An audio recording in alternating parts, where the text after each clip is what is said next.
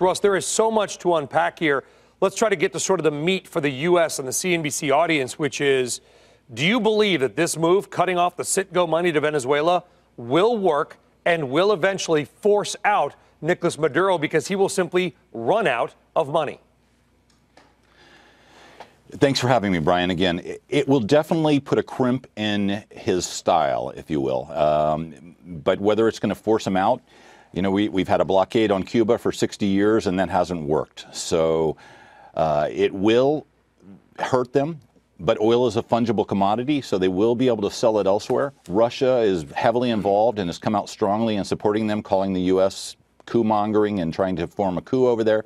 And last night we tracked a Russian charter jet that we believe had over 500 security personnel from Russia to come and assist to keep Maduro in power. Wow, so it looks like Putin may be playing both sides here, because Russia's Rosneft has an interest in PDVSA remaining functioning because they own 49.9% of it through credit. Obviously, they bailed them out earlier. If that collapses, Russia could be out a few $1 billion. Well, they are worried about losing, you're right, the Citgo enterprise, because they have they made a loan to Venezuela of $1.5 billion, part of $6 billion that Rosneft had loaned Venezuela.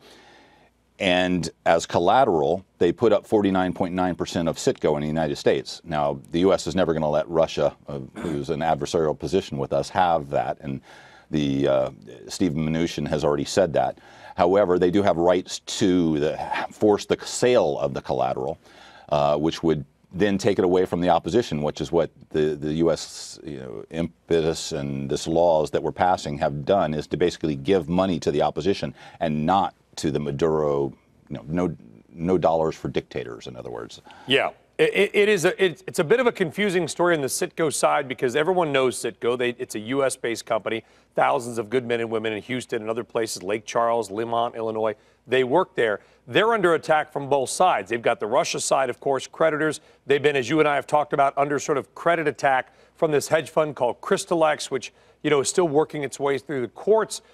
Now the U.S. is saying all the Citgo money must be diverted to U.S.-controlled accounts so we can make sure that the money goes to the Juan Guaido administration, if you will. But is there enough of a Guaido administration right now, Russ, to send money to?